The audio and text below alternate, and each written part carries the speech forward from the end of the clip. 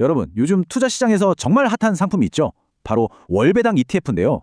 성장도 잡고 매달 꼬박꼬박 배당도 챙긴다. 와, 정말 솔깃한데 과연 이게 가능한 이야기일까요? 오늘 한번 제대로 파헤쳐 보겠습니다.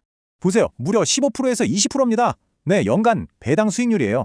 와, 이걸 딱 보는 순간 이거 진짜야? 싶으셨을 거예요. 요즘 은행 예금금리가 뭐 잘 받아야 3, 4% 정도잖아요. 그런데 연 20%라니 이건 뭐 안 쳐다볼 수가 없는 숫자죠. 근데 말이죠. 우리 투자자들이 항상 마음속에 새겨야 할 말이 있잖아요. 세상에 공짜 점심은 없다.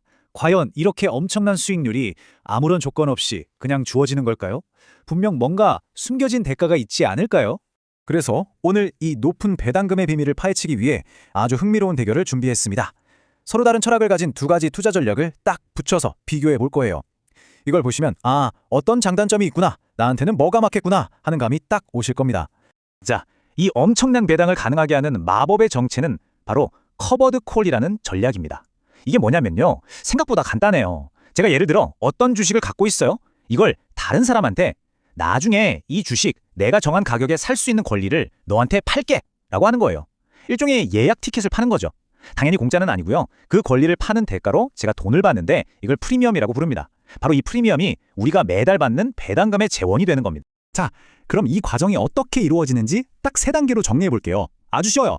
첫째, 나스닥 100 같은 좋은 주식들을 삽니다. 둘째, 이 주식들을 나중에 살 수 있는 권리, 즉 콜옵션을 매일 팔아요. 그리고 셋째, 이렇게 권리를 팔아서 번 돈, 즉 프리미엄을 차곡차곡 모아서 매달 우리 투자자들에게 배당으로 나눠주는 거죠. 간단하죠? 자, 그럼 오늘의 주인공들을 무대 위로 모셔보겠습니다. 이 둘은 똑같이 커버드콜 전략을 쓰는데도요, 속을 들여다보면 투자 철학이 완전히 달라요. 말하자면 한 명은 성장 추격자, 다른 한 명은 수익 수호자라고 할 수 있겠네요. 이 표를 보시면 두 선수의 차이점이 한눈에 들어옵니다. 자, 먼저 왼쪽의 성장 추격자 라이즈를 볼까요? 이 친구는 매일 딱 자산의 10%만큼만 옵션을 팔아요. 왜냐? 나머지 90%로는 주가가 오를 때 그 상승분을 놓치지 않고 따라가고 싶기 때문이죠. 그야말로 성장에 더 무게를 두는 전략입니다. 반면에 오른쪽 수익 수호자 코덱스는 좀 달라요. 이 친구의 최우선 목표는 안정적인 배당입니다. 그래서 주가가 웬만해선 오르지 않을 것 같은 좀 안전한 옵션을 팔아서 프리미엄을 꼬박꼬박 챙기는 데 집중해요. 대신 주가가 확 오를 때, 예를 들어 하루에 1% 이상 오르면 그 이상의 수익은 과감히 포기하는 거죠.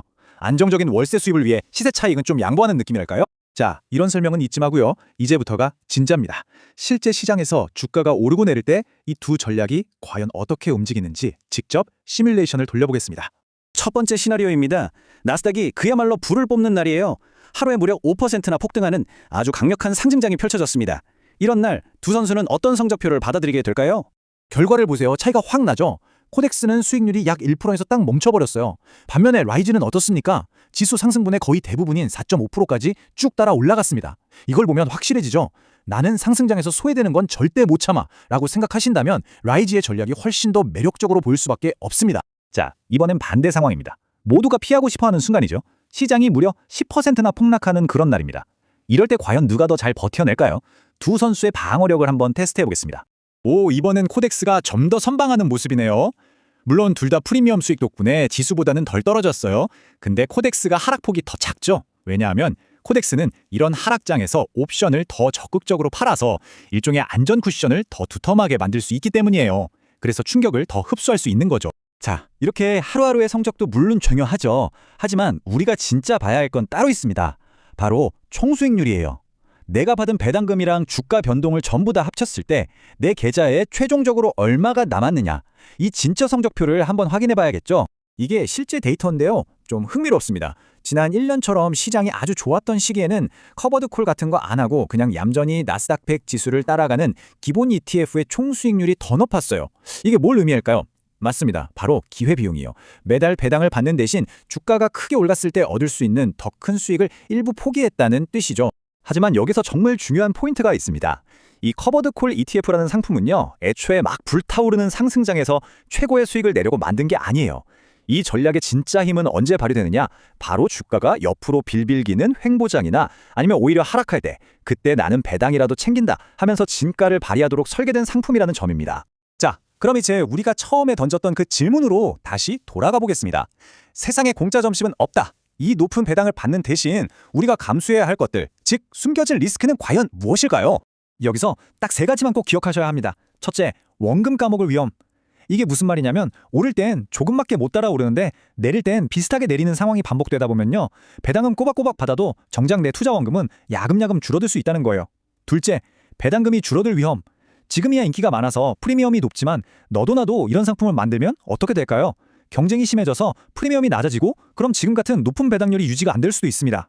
그리고 마지막, 이게 어쩌면 제일 무서운 건데요. 상황이 안 좋아지면 여러분이 투자한 원금을 헐어서 배당으로 지급할 수도 있다는 가능성입니다. 이건 꼭 알고 계셔야 해요. 자, 지금까지 두 가지 서로 다른 투자 철학을 가진 선수들을 만나봤습니다. 장점도, 단점도, 그리고 숨겨진 리스크까지 전부 살펴봤죠? 이제 여러분께서 선택할 시간입니다. 나는 과연 어떤 스타일에 더 끌리는가? 선택지는 명확해요. 나는 앞으로 나스닥이 더 훨훨 날아갈 거라고 믿는다. 그 성장을 놓치긴 싫지만 매달 월세처럼 현금도 좀 들어왔으면 좋겠다. 라고 생각하신다면 성장 추격자인 라이즈 쪽을 보시는 게 맞겠죠.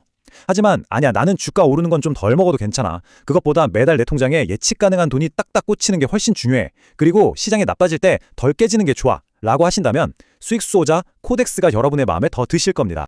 결국 이 모든 이야기의 핵심은 어떤 ETF가 더 좋냐가 아니에요. 정답은 없습니다. 진짜 중요한 질문은 바로 나는 어떤 투자자인가 하는 거죠. 나의 투자 목표는 무엇이고 나는 어떤 위험을 감수할 수 있는 사람인가, 이걸 아는 게 먼저입니다. 자, 여러분께 마지막 질문을 던집니다. 당신은 뜨거운 성장을 쫓는 성장 추격자입니까? 아니면 안정적인 현금 흐름을 지키는 수익 수호자입니까? 이 질문에 대한 답이 여러분의 투자 여정에 가장 훌륭한 나침반이 되어줄 겁니다.